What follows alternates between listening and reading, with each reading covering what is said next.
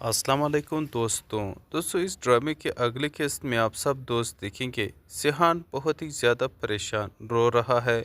याद कर रहा है अपनी बीवी को, क्योंकि उसकी बीवी को नाजायज़ उसे मार दिया गया है अब उसके बाप की तरफ से।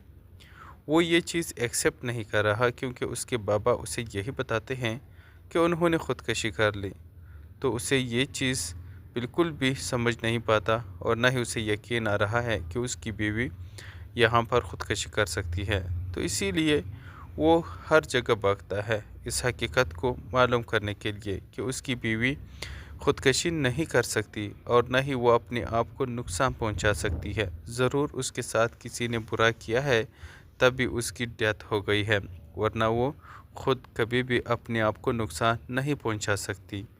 तो अब आप लोग देखेंगे कि वो यही सोच रहा होता है कि उसके पास चंदा आती है। चंदा कहती है कि बेटा क्या हो गया है, तुम इतने परेशान क्यों बैठे हो? कुदरत को जो मंजूर था वो हो गया, अब बेटा इस हकीकत को एक्सेप्ट कर लो। लेकिन सिहान कहता है कि कैसे एक्सेप्ट कर लूँ, मेरी बीवी के साथ इतना बुरा हुआ है, उसे मेरे साथ मोहब्बत करने की सज़ा मिली है। अब मैं उसे कैसे माफ़ करूं, कैसे इसको भूल जाऊं? जिसने भी उसके साथ ये सब किया है मैं उसे कभी भी माफ़ नहीं कर सकता। अब यहाँ पर औरंगज़ेब ही कॉल करके उसे बता देता है कि तुम्हारे पापा ने ही तुम्हारी बीवी की डेथ करवाई है। यह हकीकत मैं जान चुका हूँ। तो अब यहाँ पर आप देखेंगे यह हकीकत जानने के बाद सिहान बहुत ही ज़्यादा रोता है, और उसे अपने पापा से नफ़रत होना शुरू हो जाती है। तो वो सोचता है कि अब मैं ये घर ही छोड़ देता हूँ, अपने बाबा से हर ताल्लुक़ ख़त्म कर देता हूँ।